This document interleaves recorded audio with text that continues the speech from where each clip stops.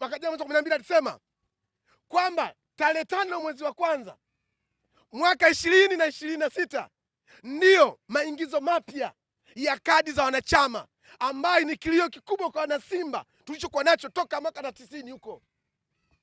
Tunalia ni maingizo mapya wanachama klabu ya Simba. Lakini cha kushangaza leo ni tarehe 3 ya mwezi wa pili, hatujaona mchakato wote ukiendelea juu ya kadi za wanachama. Bado Mangungu yule yule ametulia tu. Ina maana bado Mangungu yupo kwa ajili ya kuisambaratisha klabu ya Simba. Na sio Mangungu peke yake, wako wengi, yani ni genge la wahuni kwenye klabu ya Simba, wako wengi.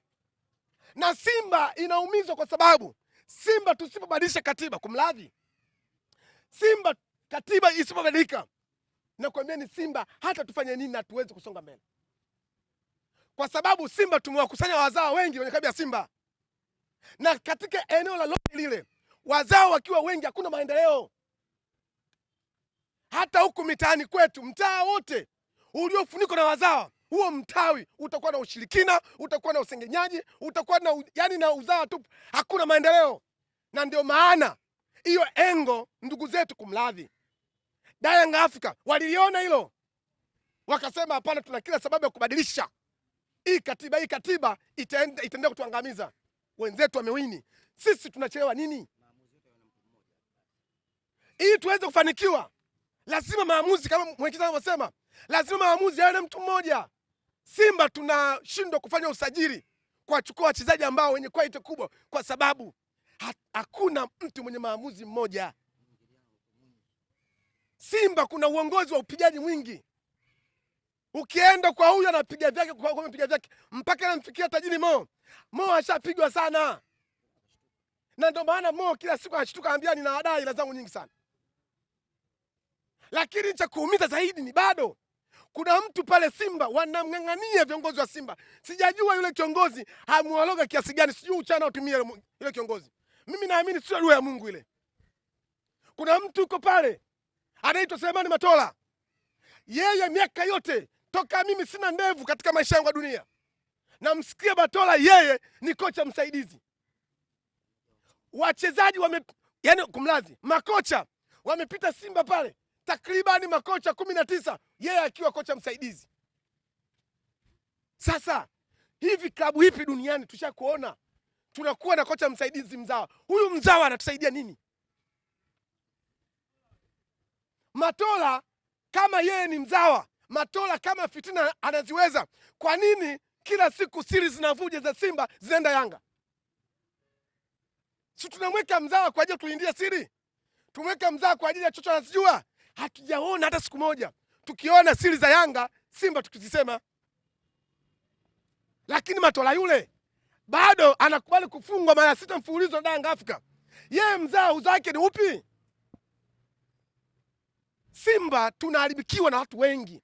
Simba kuna genge kubwa lipo kwa ajili ya kuisambatisha Simba. Na mimi nikiwa mtetezi wa Tanzania, mtetezi wa Simba Sports Club, mashabiki wote wa Simba, mimi nipo kwa ajili yenu. Ninasema sitaweza kukaa kimya nikiona uongozi mbaya, uongozi wa hovyo unaenda kabla ya Simba alafu nikayanyamazia. Viongozi wangu wamezungumza hapa, yote walizungumza juu ya mkutano, mimi yote nilishapewa taarifa. Hata mimi pia simu nilipigiwa, ile mimi nikataa kwenda. Mungu utanipa maono sababu mimi naitwa malaika. Kwa hiyo haya yote yanaendelea. Tayari watu wameshajitengenezea njia kwamba wakiondoka haraka hivi kuna vitu vyao bado hajavimaliza. Kuna swala kujiuliza, swali moja tu. Mangungu anang'ang'ania klabu ya Simba. Anang'ang'ania kwenye klabu ya Simba. Baadaye anasema Simba yeye hana maslahi nayo. Haya chochote kuingiza. Je, kwa nini anang'ang'ania? Kiongozi kama anang'ang'ania eneo, ile eneo hana maslahi nayo. Leo hii Mangungu anakubali kuaibika.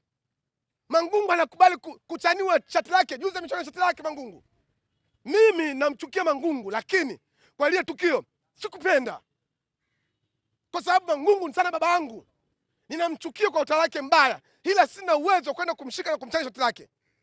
Sina uwezo kumshusha ngumi kwa sababu ni baba yangu yule.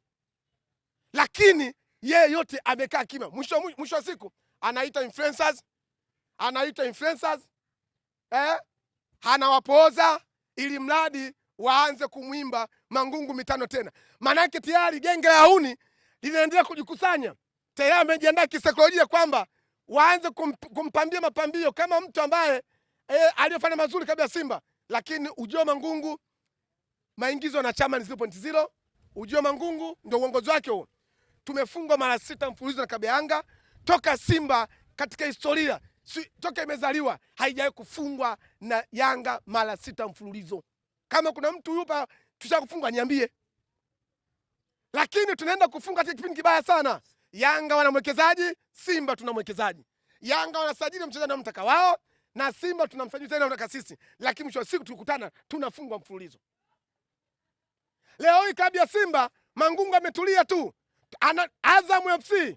Leo hii Azam naye pia ndani mwezi mmoja ametufunga mara 2 mfululizo. Simba sasa hivi imekuwa ni basic ya kujifunzia wachezaji. Simba imekuwa ni sehemu au kama njalala. Kila taka zinaingia pale na Simba anapokea tu. Simba ni mnyama. Tunaposema Simba Sports Club, hao wazee walioandaa neno Simba walijaribu kumwangalia Simba wa msituni.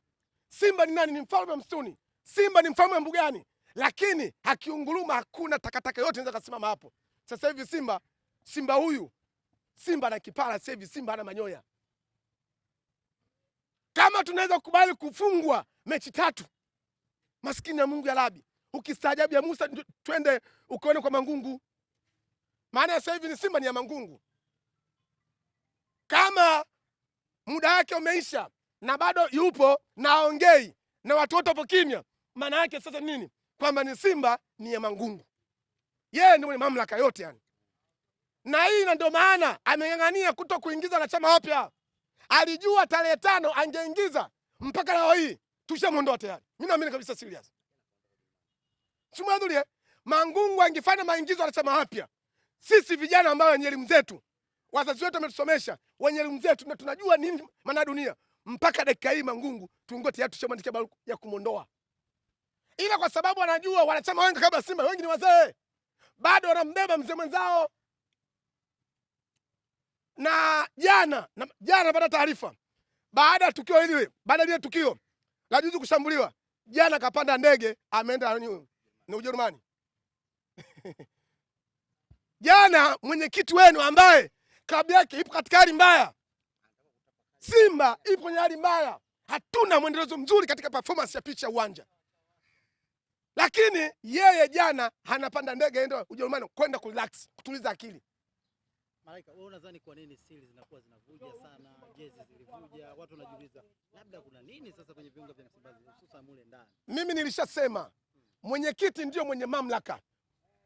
Mwinda amesema mwenyekiti katika mifumo ya kiutawala, haijalishi kwenye mpira au kwenye taasisi zingine, mwenyekiti ndio mwenye mamlaka. Akiwezi kufanyika chochote kile pasipo mwenyekiti kushirikishwa na kuhusishwa. Kwa ina maana muendelezo wote wa Simba unaendelea, mbaya ni mwenyekiti Mangungu anayataka. Usaliti wa Simba sio mtu mwingine. Anayemsaliti wa Simba sio mtu mwingine. Nishasema wasaliti lazima Mangungu anahusika. Kwa sababu Mangungu hajawahi kukemea hilo swala.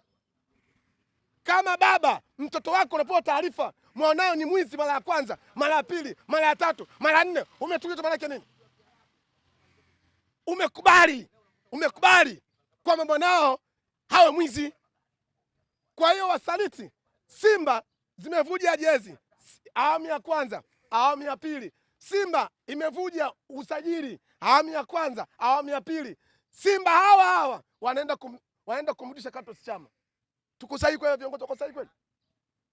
Chama wakati anatoka Simba, viongozi wao walisema Chama ni duka. Walisema Ahmed Ally alisema kabisa Clatous Chama ni duka. Viongozi wameona kwamba hii bidhaa haiwezi kutusogeza msimu unaokuja, tukamwachia Clatous Chama. Leo hii Clatous Chama, Yanga amekosa namba, Singida amekosa namba. Ukistaajabu ya Musa, tuende kwa klabu ya Simba. Simba anacheza dakika 80. Simuandulia. dakika 80 Kato Samson anacheza, ana miaka 38. Who are you Simba?